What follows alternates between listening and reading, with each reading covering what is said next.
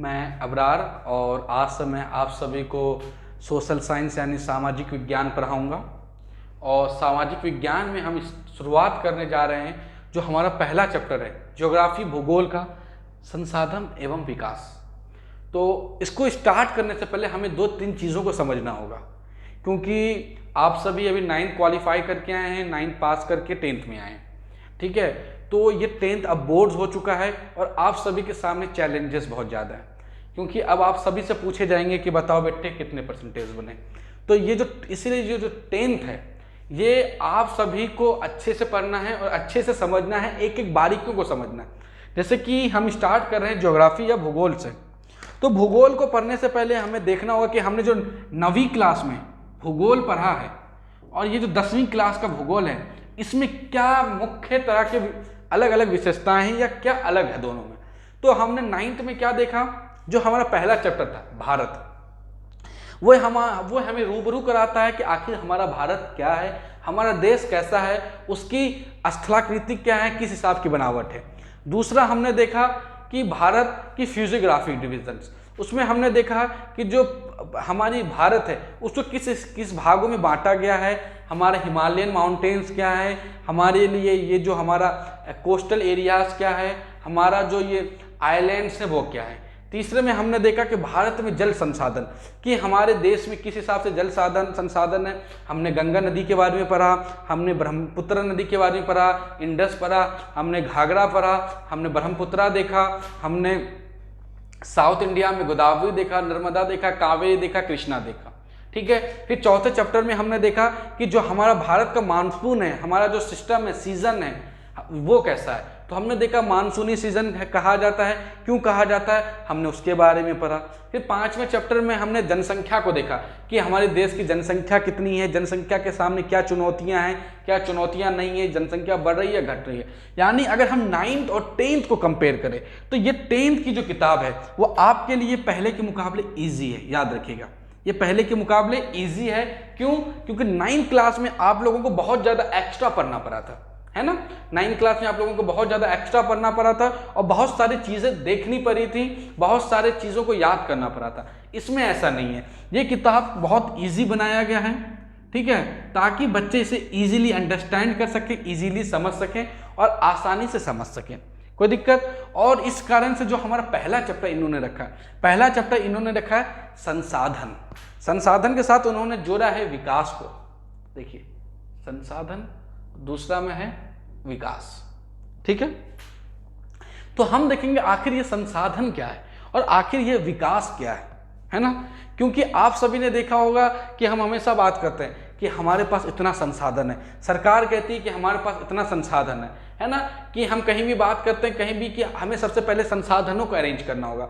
दूसरा विकास, विकास की बात हमारे देश में प्राय होती है, हर जगह होती है। जो बिहार से हैं वो देखेंगे कि बिहार में विकास की बात हो रही है, जो उत्तर प्रदेश में है वो देखेंगे उत्तर प्रदेश में विकास की बात हो रही है, या पूरे देश में विकास की बात हो रही है। तो जो हमारा पहला चैप्टर है संसाधन एवं विकास, तो आखिर ये हमारा पहला चैप्टर हमें बता क्या रहा है, पहला चैप्टर हमें समझा क्या रहा है, हमें ये समझने की जरूरत है, ठीक है। पहले हमने देखा कि आखिर हिंदुस्तान क्या है, हमने सारी चीज़ों को बारीकियों से 9th क्लास में देख लिया।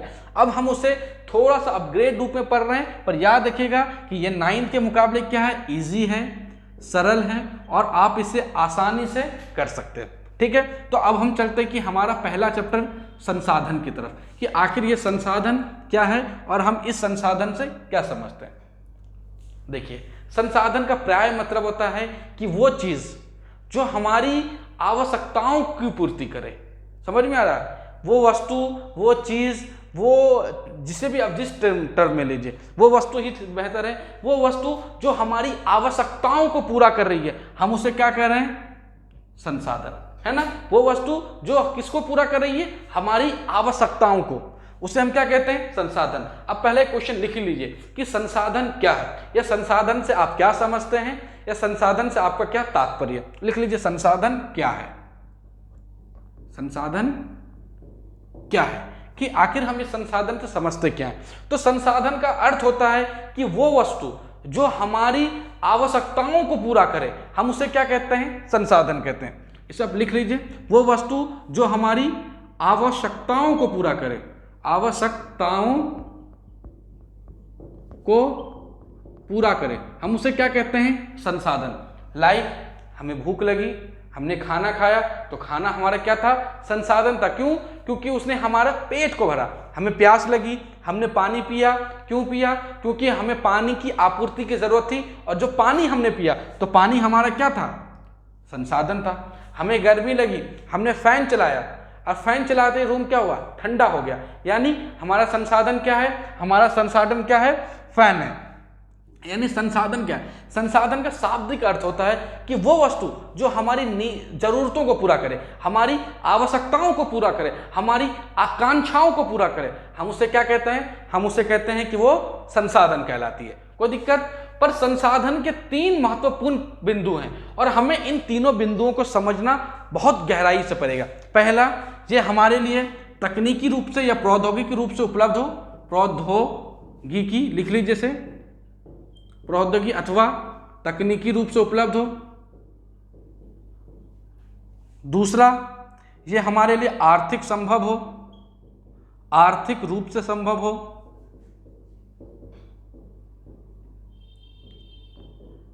आर्थिक रूप से संभव हो। तीसरा, ये हमारे लिए हमारी सामाजिक इसकी स्वीकृति हो, सामाजिक स्वीकृति हो, तो हम उसे क्या कहते हैं? संसाधन कहते हैं। संसाधन का मतलब क्या होता है?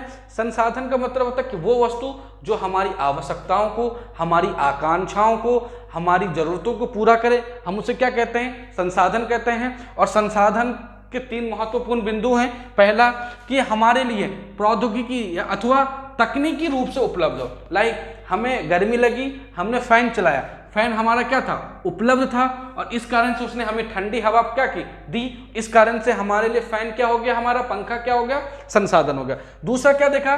कि आर्थिक रूप से संभव हो। आर्थिक रूप से संभव होने का मतलब है कि हम फैन क्या कर सकें? इतने सक्षम हो कि हम अपनी जरूरत को पूरा करने के लिए अपने फैन को खरीद सकते हैं। तीसरा क्या देखा? कि इसकी सामाजिक भी क्या हो? स्वीकृति हो। तो हमने देखा क्या? फैन की सामाजिक स्वीकृति है। तो वो बिंदु फिर से समझिए, संसाधन क्या? वो जो हमारी आकांक्षाओं को, हमारी आवश्यकताओं को, हमारी जरूरतों को पूरा करे, हम उसे संसाधन कहते हैं। इसके 3 महत्वपूर्ण बिंदु है। बिंदु नंबर प्रथम, कि ये प्रौद्योगिकी अथवा तकनीकी रूप से उपलब्ध हो। दूसरा, ये आर्थिक रूप से संभव हो। तीसरा, इसकी सामाजिक एक्सेप्टेंस और सामाजिक स्वीकृति हो। तो हम ऐसे वस्तु को, ऐसे चीज को क्या बोलते हैं? ये क्या कहलाती है? ये संसाधन कहलाती है। यहां तक कोई दिक्कत? ठीक है, आप लोगों को लिखना है, ये तीनों पॉइंट लिख सकते हैं। अब हम चलते हैं दूसरे बिंदु की तरफ, कि आखिर ये संसाधन कितने प्रकार के होते हैं। तो हमने तो समझ लिया कि जो हमारी जरूरतों को पूरा करेगी, हम उसे क्या कहेंगे? संसाधन कहेंगे। तो भाई वो तो ठीक है, पर हमारे जो संसाधन हो कितने प्रकार के? तो लिख लीजिए, हमारे संसाधन 4 प्रकार के हैं। कितने प्रकार के हैं? 4 प्रकार के हैं। कितने प्रकार के हैं?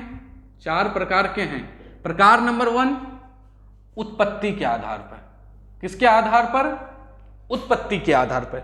उत्पत्ति यानी कि जो संसाधन हमारा उत्पत्ति हो रहा है, जो संसाधन हमारा बन रहा है, हम उसके आधार पे। तो पहला क्या है? जैव संसाधन। दूसरा क्या है? अजैव संसाधन। तो जैव संसाधन क्या होता है? जैव संसाधन से हमारा तात्पर्य है वो संसाधन जो हम जीवित चीजों से लेते हैं,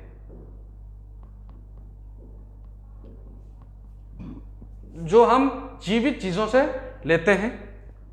उसी तरह अजैव संसाधन क्या होगा? जो हम अजीवित चीजों से लेते हैं।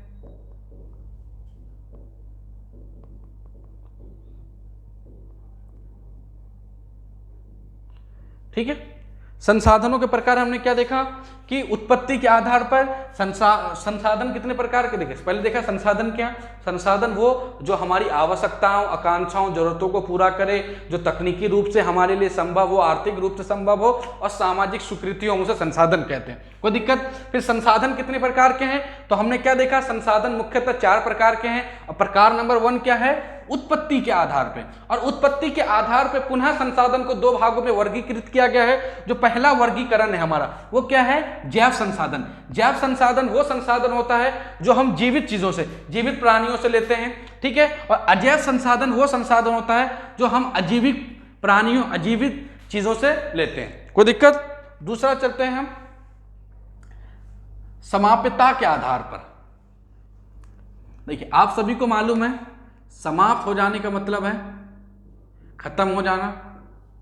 समाप्त हो जाने का मतलब है खत्म हो जाना। खत्म हो जाने का मतलब है कि अब इसका एग्जिस्टेंस नहीं है, अब ये चीज हमारे पास नहीं है। लाइक ये जो मेरे पास मार्कर है, अगर मैं इसे पूरी तरह तोड़ के बर्बाद कर दूं तो ये समाप्त हो गया, अब इसका कोई यूज नहीं है। उसी तरह जो हमारा दूसरा वर्गीकरण है वो किसके आधार पे? समाप्यता के आधार पे। इसको लिख लीजिए, दूसरा वर्गीकरण है समाप्यता के आधार पे। और समाप्यता के आधार पे जो संसाधन है उसको पुनः दो भागों में वर्गीकृत किया गया। जो हमारा प्रथम भाग है वो कहलाता है नवीनीकरण योग्य संसाधन, नवीनीकरण योग्य संसाधन, और दूसरा है अनवीनीकरण योग्य संसाधन, है ना।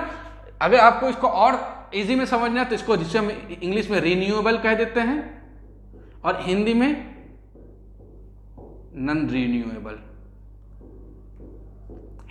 अंग्रेजी में रिन्यूएबल और क्या नाम है हिंदी में नॉन रिन्यूएबल। तो अब हम देखते हैं कि समाप्यता के आधार पे क्या है। देखिए अब नवीनीकरण योग्य संसाधन क्या होता है? नवीनीकरण योग्य संसाधन वो संसाधन होते हैं जो हमारे पास प्रचुर मात्रा में है और जिसका हम एक बार यूज करने के बाद पुनः हम उसका दोबारा यूज कर सकते हैं। फिर एग्जांपल के साथ समझिए, पानी। पानी क्या है? आपने एक बार यूज किया, फिर आपने वही पानी को क्या किया? इकट्ठा किया अथवा जमा किया और उसे फिल्टर करके आप दोबारा क्या कर रहे हैं? यूज कर रहे हैं। यानी हम एक ही पानी को बार बार अलग अलग कार्यों में क्या कर रहे हैं? उसका यूज कर रहे हैं। तो हम ऐसे सीन में से क्या कहेंगे कि ये नवीनीकरण योग्य संसाधन है, यानी रिन्यूएबल है, और हम जिसका यूज बार बार कर सकते हैं उसके अच्छे से फिल्टर करके, ठीक है। दूसरा क्या है? अवनीकरण योग्य संसाधन। अवनीकरण यानी नॉन रिन्यूएबल।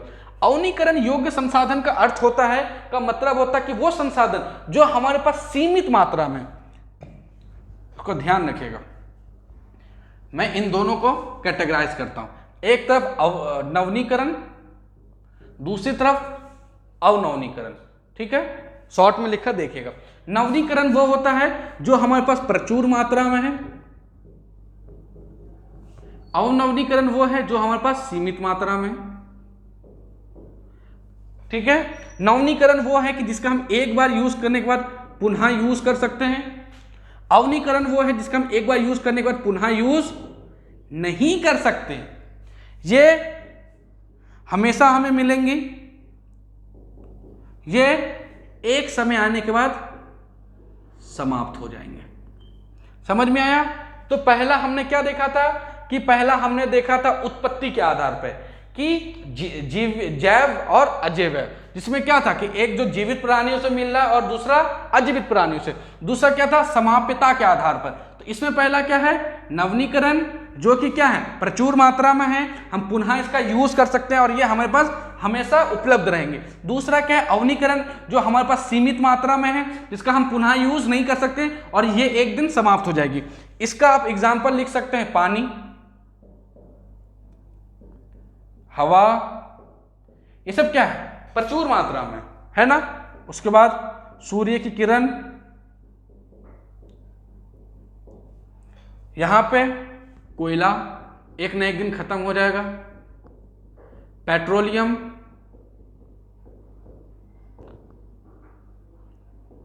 गैस, उसके अलावा और भी बहुत सारी चीजें, बॉक्साइट, मैग्नीशियम, सोल्ट, गोल्ड वगैरह, बहुत सारी चीजें। तो समझ में है, नवीनीकरण जो प्रचुर मात्रा में है पुनः यूज किया जा सकता है और हमेशा उपलब्ध रहेंगे। अवनवीनीकरण जो सीमित मात्रा में पुनः यूज नहीं कर सकते और एक ना एक दिन समाप्त हो जाएगी। नवीनीकरण में पानी, हवा हमारे उदाहरण है, इसमें कोयला, पेट्रोलियम, गैस, गोल्ड वगैरह भी अब इसमें लिख सकते हैं। कोई दिक्कत? अब हम चलते हैं हमारे तीसरे वर्गीकरण पे, जो है स्वामित्व के आधार पर। अब स्वामित्व क्या होता है? स्वामित्व के आधार पर समझने से पहले हमें समझना होगा कि आखिर ये स्वामित्व क्या होता है। स्वामित्व का अर्थ होता है, शाब्दिक अर्थ होता है कि इस पे किसका मालिकाना है। लाइक आप सभी अभी इस फोन से ये वीडियो देख रहे हैं, तो हो सकता है कि ये फोन आपका हो। अगर आपका है तो इसके स्वामी कौन है? आप हैं। आपके पापा का है तो इसके स्वामी कौन है? आपके पापा हैं। ठीक है, आपका भाई का है तो इसका स्वामी कौन है? आपका भाई है। यानी स्वामित्व यानी मालिकाना हक, कि मालिकाना हक के आधार पर हमने अपने तीसरे भाग में इसको वर्गीकृत किया है। इसमें क्या है? व्यक्तिगत संसाधन। अब व्यक्तिगत संसाधन क्या होता है, इसको एग्जाम्पल की तरह समझिए। मान लीजिए ये आपका घर है, ठीक है, बीच में आपने अपना घर बना रखा है, चारों तरफ से आपने पेड़ लगा रखे हैं, कोई दिक्कत? ये आपका एंट्रेंस है। पहला पेड़ है आम का, दूसरा है अमरूद का, तीसरा है लीची का, चौथा है केले का। ठीक है, तो अब ये बताइए कि ये जो पूरा प्रॉपर्टी है, ये जो पूरा चीज है, ये जो पूरी प्रॉपर्टी है, ये किसकी है? ये आपकी है ना। अगर कोई बाहरी व्यक्ति आपके पेड़ से आम तोड़ता है, आपके पेड़ से लीची तोड़ता है, तो आप उन्हें क्या कर सकते हैं? रोक सकते हैं। क्यों रोक सकते हैं? क्योंकि ये जो प्रॉपर्टी है जिससे वो रिसोर्सेज लेने का प्रयोग कर रहा है, प्रयास कर रहा है, वो रिसोर्सेज किसका है? वो प्रॉपर्टी किसकी है? आपकी है। तो ऐसे रिसोर्सेज को हम क्या बोलते हैं? व्यक्तिगत संसाधन। ये कौन से संसाधन में आएगा? व्यक्तिगत संसाधन। क्यों? क्योंकि ये किसी एक व्यक्ति विशेष का है, ये किसी का नहीं है, ये एक व्यक्ति विशेष का है। दूसरा हमारा क्या है? सामुदायिक स्वामित्व वाले संसाधन। इसको समझिए एग्जाम्पल के हिसाब से। एक पार्क है, पार्क में बेंच है, चारों तरफ पेड़ है, आम, लीची, अमरूद और केला। अब बताइए, क्या आप जाके यहां तोड़ सकते हैं? तोड़ सकते हैं, है ना। आपका दोस्त जाके तोड़ सकता है? तोड़ सकता है। आपके पड़ोसी आके ले सकते हैं? ले सकते हैं। क्यों? क्योंकि ये किसी एक का मालिकाना हक नहीं है, ये पूरे समुदाय का है। ये किसका है? पूरे समुदाय का है। लाइक आपके पास एक कार है, वो आपकी पर्सनल कार है, पर बस है, बस क्या है? ये सामुदायिक है। इसी तरह मेट्रो हो गया, पार्क हो गया, गार्डन हो गया, बस हो गया, ट्रेन्स हो गए, ये किनका है? ये पूरे समाज का है। तो ऐसे रिसोर्स को हम क्या बोलते हैं? ऐसे संसाधनों को सामुदायिक स्वामित्व वाले संसाधन के नाम से जानते हैं। तीसरा हमारा क्या है? राष्ट्रीय संसाधन। अब ये राष्ट्रीय संसाधन क्या होता है भैया? एग्जाम्पल के साथ समझिए। ये मान लेते हैं कि हमारा साउथ इंडिया, कोई दिक्कत? और आप सभी को पता है, आपने पढ़ा है कि 9th क्लास में, ये एरिया कहलाता है हमारा पठारी एरिया, पठारी क्षेत्र। इसमें कुछ क्षेत्र हैं झारखंड, उड़ीसा, मध्य प्रदेश और बीच में छत्तीसगढ़। ये जो चारों, अगर मैं राज्यों की बात करूं तो चारों के चारों खनिजों से भरे हुए हैं, है ना। कहीं कोयला ज्यादा है, कहीं बॉक्साइट ज्यादा है, कहीं मैग्नीशियम ज्यादा है, कहीं हीरे मिलते हैं, कहीं सोना मिलता है, तो कहीं चांदी मिलता है। तो बेसिकली क्या है कि ये जो चारों के चारों स्टेट है हमारे, है ना, दक्षिण भारत के और मध्य भारत के, पूर्व भारत के, तो इनमें क्या है कि ये खनिजों के बहुत ज्यादा खनिज भरा हुआ है। ऐसे में अगर अमेरिका आके इस पे बोले कि ये हमें दे दो, हम देंगे? नहीं देंगे। क्यों? क्योंकि ये जो खनिज है वो किसका है? हमारे देश का है। तो ऐसे संसाधन जो पूरे एक देश में हो, जिसका उपयोग संपूर्ण देश करती हो, है ना, तो हम ऐसे संसाधनों को क्या बोलते हैं? हम ऐसे संसाधनों को बोलते हैं राष्ट्रीय संसाधन। ठीक है। चौथा है हमारा अंतरराष्ट्रीय संसाधन। इसी तरह मान लेते हैं यहां अरेबियन सी है, यहां बे ऑफ बंगाल है, ठीक है। तो क्या है कि सारा का सारा अरेबियन सी हमारा है या सारा का सारा बे ऑफ बंगाल हमारा है? नहीं, ये कुछ एरियाज हैं जो इंटरनेशनल कन्वेंशन के अंदर आए हैं कि ये जो एरिया है ये भारत सरकार का होगा, पर ये जो बाकी का एरियाज है ये संपूर्ण विश्व के लिए क्या है? खुला है। तभी हमने देखा है जो चाइना अपना ट्रेड करता है वो इसी रूट के जरिए, मलाक्का स्ट्रेट के जरिए करता है। क्यों करता है? क्योंकि ये जो एरिया है इंडियन ओशन का, ये भारत के स्वामित्व में नहीं आता है। इसका मालिक कौन है? ये अंतरराष्ट्रीय संसाधन है और इसका सभी लोग क्या करते हैं? यूज करते हैं। कोई दिक्कत? इसी तरह अगर आपने देखा होगा अंटार्कटिका, कि अंटार्कटिका का मालिक कौन है? कोई नहीं है। संपूर्ण विश्व उसका क्या करती है? यूज करती है। क्यों? क्योंकि वो भी अंतरराष्ट्रीय संसाधन है। उसके अलावा एक और अगर मैं आपको टाइप बताऊं तो हमारा स्पेस जो क्या है वो भी अंतरराष्ट्रीय संसाधन है, क्योंकि सारी कंट्रीज अपने हिसाब से उसका क्या कर सकती है? यूज कर सकती हैं। उस पर उसका कोई एक मालिक नहीं है। ठीक है। अब हम चलते हैं हमारा चौथा, विकास के आधार पर। जो हमारा चौथा भाग है विकास के आधार पर। विकास के आधार पर संसाधन को 4 भाग में बांटा गया। संभावी संसाधन, विकसित संसाधन, भंडार और संचित कोष। ठीक है। संभावी संसाधन क्या होता है?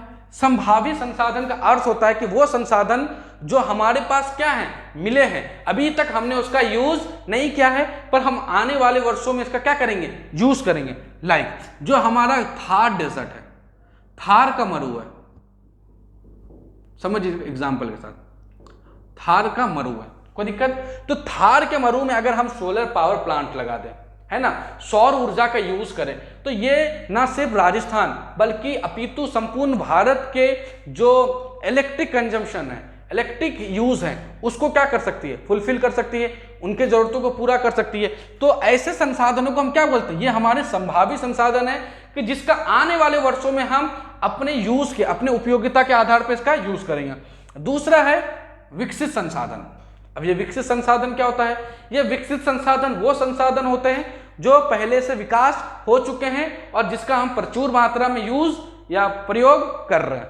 तीसरा है भंडार। भंडार माने कि हमें मिला है, स्टॉक है हमारे पास। जैसे कि आप सभी ने सुना होगा कि भारत के पास लिथियम का स्टॉक मिला है।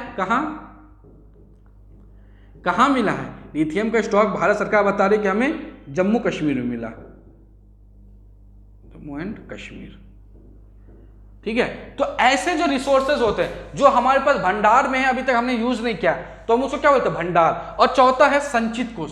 संचित कोष को अंग्रेजी में कहते हैं रिजर्व, है ना। तो इसमें हमने क्या किया कि जो हमारे पास अवेलेबल रिसोर्सेज है, हमारे पास मौजूद रिसोर्सेज है, हमने उनका यूज करके रखा है ताकि आने वाले वर्षों में या कभी हमें जरूरत पड़ जाए तो हम अपनी जरूरतों को पूरा कर सकें। कोई दिक्कत? तो फिर से देखते हैं कि हमने अभी तक क्या पढ़ा। हमने सबसे पहले पढ़ा संसाधन क्या होता है।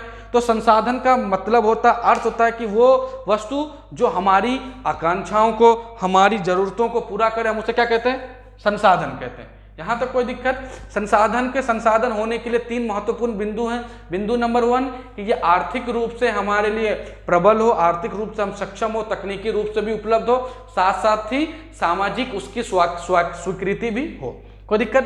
फिर हमने देखा कि संसाधन के महत्वपूर्ण कितने भाग हैं और उनको कितने प्रकार में बांटा गया है या वर्गीकृत किया गया। तो पहला हमने क्या देखा कि पहला था देखिए, पहला था उत्पत्ति के आधार पर। उत्पत्ति के आधार पर 2 थे, जैव और अजैव। दूसरा था समाप्यता के आधार पर। तो इसमें पहला था, इसको भी पुनः 2 भाग में बांटा गया, नवीनीकरण जिसको हम दोबारा यूज कर सकते हैं, और नवीनीकरण जो लिमिटेड मात्रा में है और समाप्त बहुत जल्दी हो जाएंगे। फिर क्या है, स्वामित्व के आधार पे। तो स्वामित्व के आधार पे क्या था, पहला व्यक्तिगत संसाधन जो किसी एक व्यक्ति विशेष का होता है, सामुदायिक संसाधन जो पूरे समुदाय का होता है, राष्ट्रीय संसाधन जो पूरे देश का होता है, अंतर्राष्ट्रीय संसाधन जिसपे किसी एक देश या धर्म जात के लोगों का स्वामित्व नहीं होता अथवा इस पे संपूर्ण विश्व का क्या है होता है ये। उसके बाद हमने क्या देखा कि विकसित के विकास के आधार पर तो संभावी संसाधन, फिर पुनः दूसरा हमने देखा जो हमारे पास विकसित है, तीसरा भंडार और चौथा संचित कोष। अब हम आगे बढ़ते हैं, संसाधन का विकास क्या है और संसाधन का विकास क्यों जरूरी है। यहां तक समझ में आ गया संसाधन क्या है। विकास का मतलब होता है कि हमें इसे विकसित करना है। एक बात बताइए और आप लोग अभी सोचिए कि ये जो संसाधन हमारे पास है कितने दिनों तक रहेगा। समझ रहे हैं कि हमारे पास जो अभी उपलब्ध संसाधन है वो कितने दिनों तक हमारे पास है। हम जो ये साफ पानी पी रहे हैं कितने दिनों तक हमें ये साफ पानी मिलता रहेगा। हम जो ये साफ हवा का यूज कर रहे हैं ये हवा कितने दिनों तक और साफ रहेगी। हम ये जो भूमि का यूज कर रहे हैं, अभी ये भूमि अच्छी है, उपजाऊ है, ये भूमि कितने दिनों तक उपजाऊ रहेगी, ये बहुत बड़ी समस्या है और हमें इस पे बात करने की भी बहुत आवश्यकता है कि ये जो संसाधन का विकास क्या है और हम संसाधन के विकास से समझते क्या हैं। तो देखिए, संसाधन के विकास का मतलब होता है कि हमारे पास जो भी नेचर अथवा नेचर से हमें, प्रकृति से हमें जो भी रिसोर्सेज मिले वो एक सीमित समय के लिए हमें मिले और सीमित मात्रा में मिले, और अगर हमने इसका ढंग से अच्छे से उपयोग नहीं किया तो ये सीमित कब असीमित में बदल जाए हमें नहीं पता। और जिस दिन ये सीमित असीमित में बदला, उस दिन जो मानव है, मानव जो सभ्यता है, उसका अंत आ जाएगा, है कि नहीं? आप ही बताइए, क्या बिना पानी के, क्या बिना पानी के आप सरवाइव कर सकते हैं? आप बोलेंगे सर मैं कर लूंगा। कितने दिन? 7 दिन, हाईएस्ट 10 दिन। 10 दिन अगर आपको लगातार पानी ना मिले तो आप क्या होंगे? मर जाएंगे। सोच रहे हैं? और जो भारत, जिसकी पॉपुलेशन कितनी है, 121 करोड़ से ज्यादा है पॉपुलेशन, अगर इनको 10 दिन पानी ना मिले तो सोचिए क्या होगा। इसीलिए हमें संसाधन के विकास की महत्वपूर्ण जरूरत है और संसाधन का विकास हमें करना बहुत जरूरी है। क्यों जरूरी है? क्योंकि हमने क्या किया है कि इसके 3 चैलेंजेस हैं, उसको समझते तो हम समझ जाएंगे कि हमने संसाधनों को क्या समझा कि इन्हें, ये हमें प्रकृति ने दे दिया है और हम इसका जितना चाहें यूज करें, और ज्यादा यूज करने के चक्कर में हमने इसे सीमित मात्रा में कर दिया है, नंबर 1। नंबर 2 क्या देखा है कि कुछ लोग हैं, कुछ महत्वपूर्ण लोग हैं समाज में जो प्रबल हैं, जो आर्थिक रूप से सक्षम हैं, उन्होंने क्या किया, इन पूरे रिसोर्सेस पे कब्जा कर लिया है। और कब्जा करने के कारण क्या हुआ है कि हमारा समाज 2 भाग में वर्गीकृत हो गया। एक तरफ गरीब है, दूसरी तरफ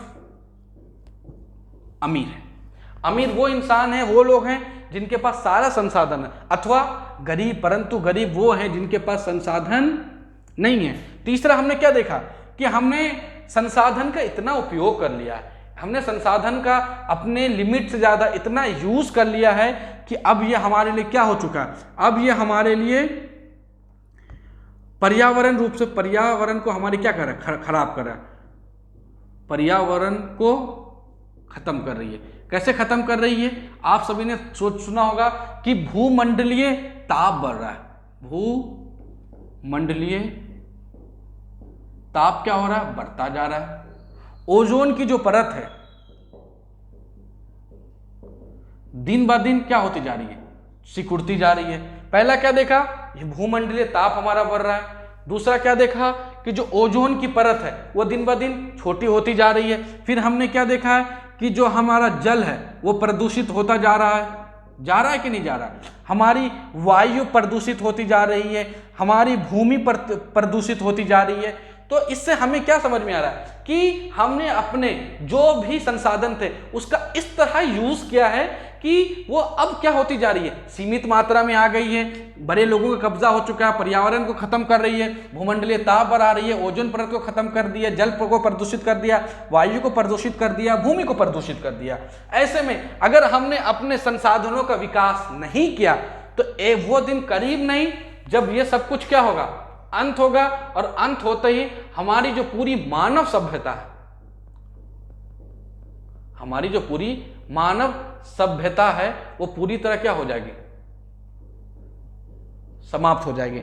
और हमें अपनी मानव सभ्यता को समाप्त होने से बचाने के लिए, हमें अपनी मानव सभ्यता को बचाने के लिए, जिंदा रखने के लिए क्या करना होगा? हमें अपने संसाधन का विकास करना होगा। और संसाधन का विकास कैसे करेंगे कि हम सीमित मात्रा में अपने संसाधनों का क्या करेंगे, यूज करेंगे। और हम ये कोशिश करेंगे कि हमने जितने भी संसाधन का प्रयोग किया हम उतने ही संसाधन क्या करें, बचाएं। हम उनका एक हद से, एक लिमिट से ज्यादा यूज नहीं करेंगे। हमारी जो कोशिश होगी कि हम अपने इन्वायरमेंट को बचाएं, अपने पर्यावरण को बचाएं, प्रकृति द्वारा दिए गए संसाधनों को बचाएं। अगर नहीं बचाएंगे तो मानव सभ्यता खत्म हो जाएगी। इसीलिए हमें संसाधन का विकास करना बहुत ही ज्यादा महत्वपूर्ण और आवश्यक है।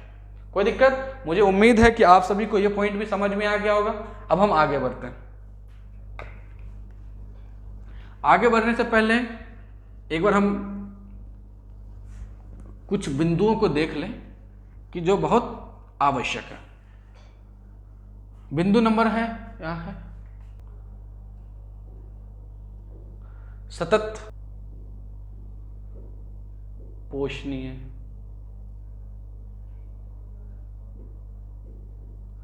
विकास, अंग्रेजी में इसको बोलते हैं, लिख लीजिएगा इसको,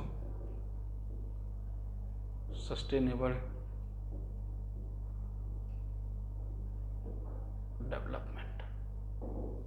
देखिए अभी जो हम विषय पढ़ने जा रहे हैं ये बहुत ही महत्वपूर्ण विषय है है ना, सतत पोषणीय विकास और सस्टेनेबल डेवलपमेंट। तो ये सतत पोषणीय विकास क्या है, तो इसके बारे में 4-5 चीजें आप पहले लिख लीजिए जो आपके बहुत काम आएंगी।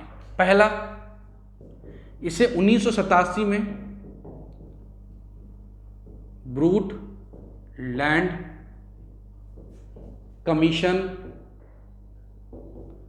रिपोर्ट में प्रथम बार इसका जिक्र था, ठीक है।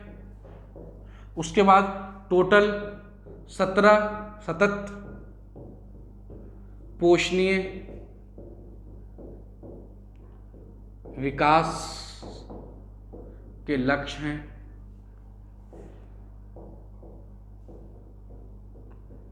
ठीक है। उसके अलावा अब हम देखते हैं कि सतत पोषणीय विकास क्या, पहले 1-2 पॉइंट आप लिख लीजिए क्योंकि फिर हम समझने में आसानी होगा। आप इसे लिख लीजिए। सबसे पहले 1987 में 1987 में ब्रूटलैंड कमीशन रिपोर्ट में इसका जिक्र आया था, ब्रूटलैंड कमीशन रिपोर्ट में आया था। देखिए, उम्मीद है आप सभी ने लिख लिया होगा। तो अब हम समझते हैं कि सतत पोषणीय विकास क्या है। तो सतत पोषणीय विकास का अर्थ है कि हमारे पास जो अभी मौजूद संसाधन है, हमारे पास जो अभी संसाधन है जिसका हम उपयोग कर सकते हैं, उसका हम इस तरह उपयोग करें कि हम अपनी सारी जरूरतों को क्या कर सकें, पूरा करके आने वाली पीढ़ी के लिए भी उसे बचा लें, आने वाली पीढ़ी के लिए भी बचा लें।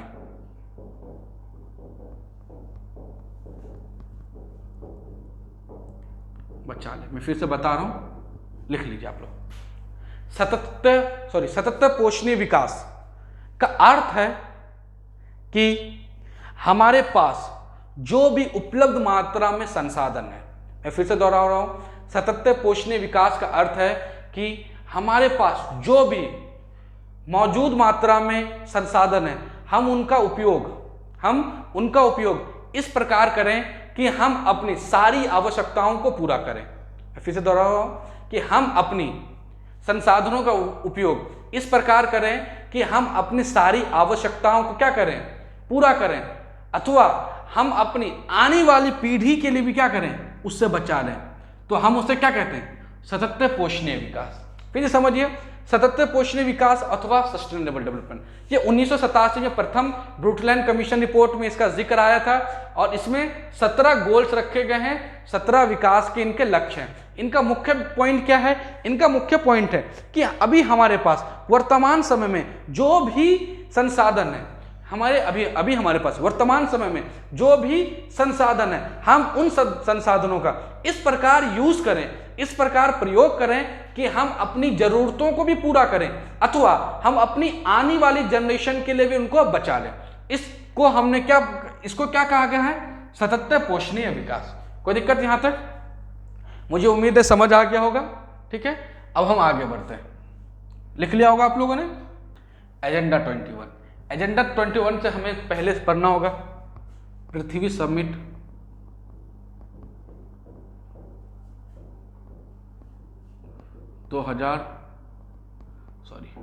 1992। इसके बारे में 1-2 पॉइंट पहले लिख लीजिए। ये ब्राजील के शहर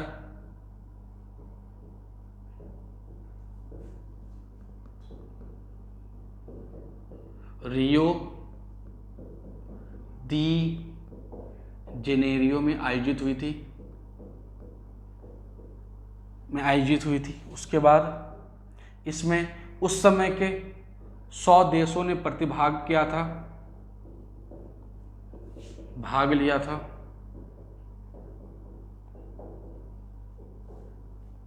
जिसका मेन लक्ष्य था पर्यावरण का विकास करना,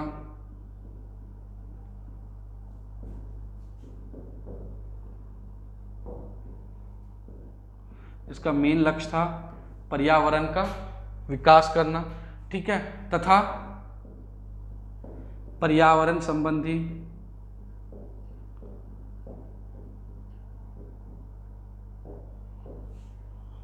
समस्याओं का निपटारण करना।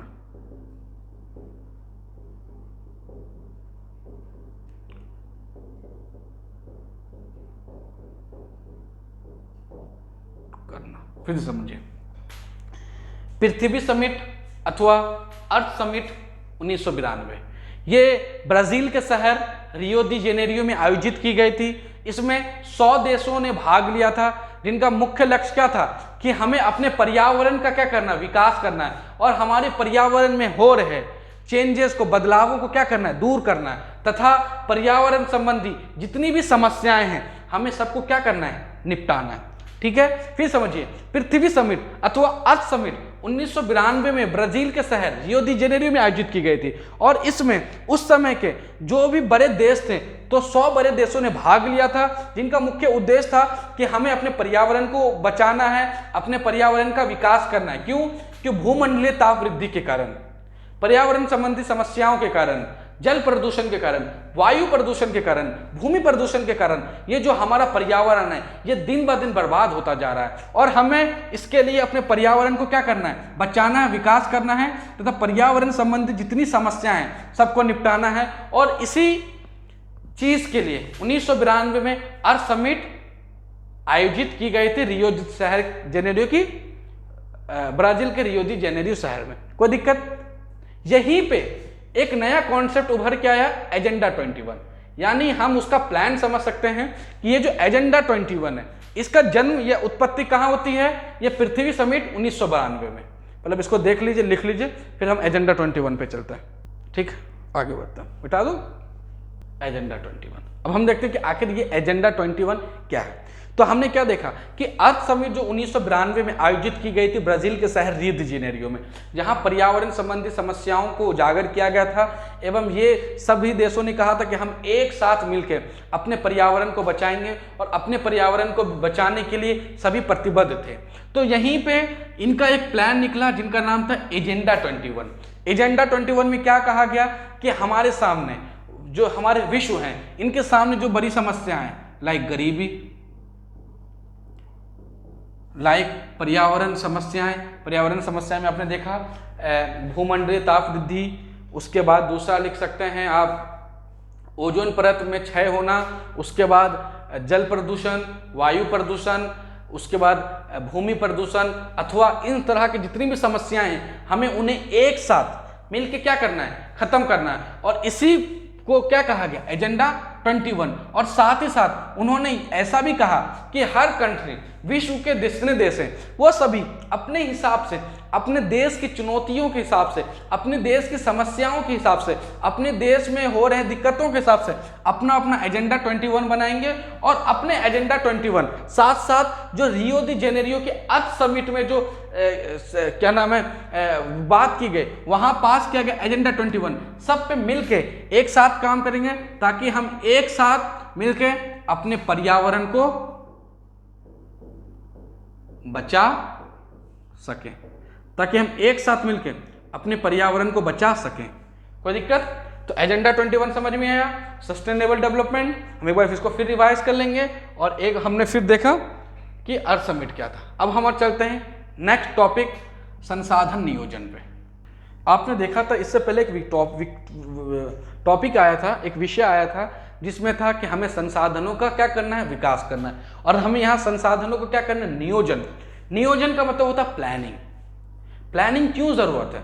तो मैंने क्या बताया था कि अगर हमने प्लानिंग नहीं की, तो अगर हमने इसी तरह असीमित मात्रा में, सीमित से भी असीमित मात्रा में अपने रिसोर्सेज का यूज किया, तो एक ना एक दिन पूरी तरह क्या हो जाएगी,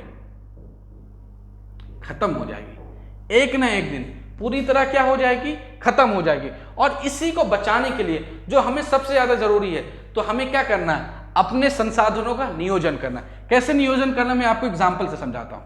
देखिए, भारत के जो उत्तर पूर्वी राज्य हैं, उत्तर पूर्वी राज्य जिसको हम नॉर्थ ईस्टर्न कहते हैं, उनके पास जल संसाधन है, उनके पास जल संसाधन है, ठीक है। दूसरा हमने क्या देखा, जो हमारी पठारी क्षेत्र है ना, पठारी क्षेत्रों के पास क्या है, असीमित मात्रा में मिनरल्स हैं अथवा खनिज हैं। फिर हमने क्या देखा कि जो हमारे क्षेत्र हैं जो थार के आसपास हैं, या राजस्थान और गुजरात के पास है, मैं इसको लिख देता हूं मरु क्षेत्र, वहां पे जल की कमी है।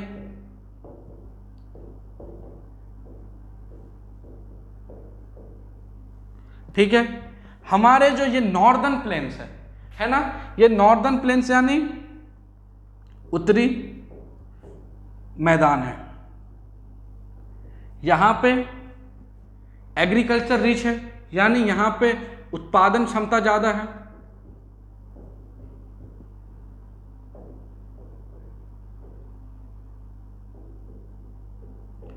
यहां पे उत्पादन क्या होता है, ज्यादा होता है। यानी हमने क्या देखा कि जो हमारा भारत है, अगर हम भारत को अलग अलग क्षेत्रों में बांट दें, लाइक ये जो हमारा हिंदुस्तान है, छोटा मैंने बनाया है, ठीक है, ये जो हमारा हिंदुस्तान है, तो इसमें क्या है कि ये जो नॉर्थ ईस्टर्न एरियाज है, इसको मैंने छोटा बनाया, ये जो नॉर्थ ईस्टर्न एरियाज है, इनके पास जल तो बहुत है, पर जल होने के साथ साथ क्या सारे कुछ नहीं, इनके पास जल तो बहुत है पर इनके पास इंफ्रास्ट्रक्चर नहीं है, इनके पास बड़े बड़े बिल्डिंग्स नहीं है, इनके पास इन सब चीजों की कमी है, यानी इनके यहाँ विकास उतना नहीं हुआ, इनके पास विकास की कमी है।